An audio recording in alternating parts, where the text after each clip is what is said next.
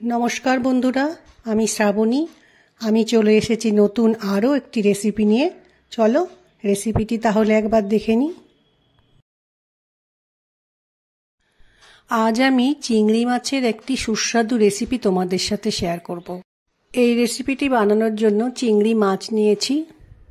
চিংড়ি মাছকে ভালো করে ধুয়ে নেওয়ার পর এর মধ্যে আমি পরিমাণ মতো নুন ও হলুদ গুঁড়ো দিয়ে মাখিয়ে রেখে দেব।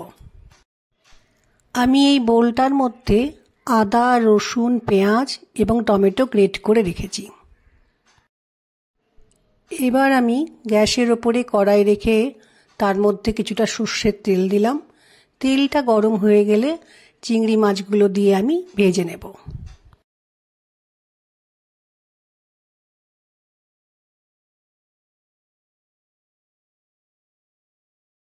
চিংড়ি মাছগুলো ভাজা হয়ে গেছে, আমি একটা প্লেটে তুলে রেখে দিয়েছি।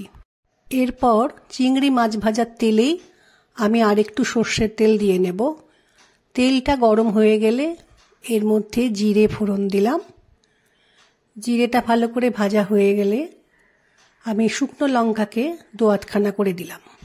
এরপর ওই ফোড়নের মধ্যে একটা দারচিনির টুকরো দিয়ে ফোড়নটা খুব ভালো করে ভেজে নেব। ফোড়নটা ভালো করে ভাজা হয়ে গেলে আমি একটা বোলের মধ্যে আদা, রসুন, টমেটো, পেঁয়াজ গ্রেট করে রেখেছিলাম এটা এবার তেলের মধ্যে দিয়ে কিছুক্ষণ কষিয়ে নেব।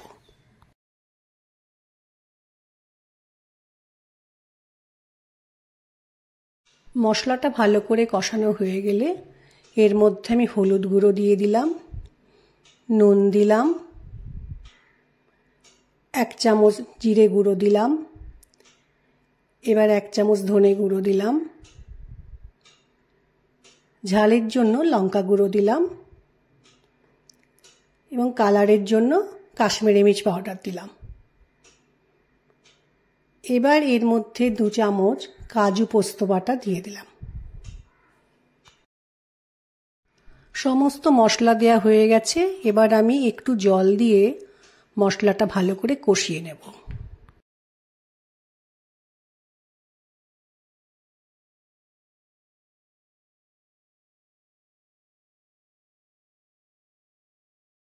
মশলাগুলো ভালোভাবে আমার কষানো হয়ে গেছে, মশলাটা থেকে বেশ সুন্দর তেল ছাড়ছে।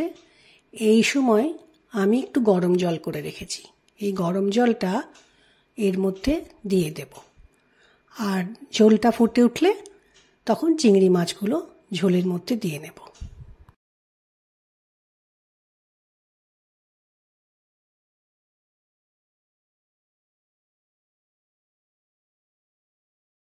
চিংড়ি মাছগুলো ঝোলের মধ্যে দিয়ে দেওয়ার পর গ্যাসের ফ্লেমকে লো করে রেখে আমি মিনিট খানেক রান্নাটা হতে দেব।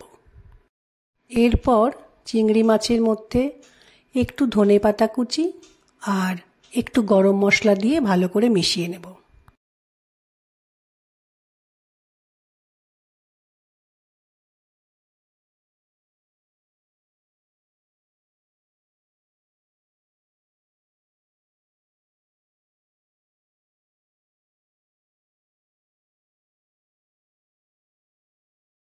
রান্নাটার শেষের দিকে আমি একটু কসুরি মেথি ওপর থেকে দিয়ে দিলাম, দিয়ে চিংড়ি মাছের মধ্যে মিশিয়ে নিলাম।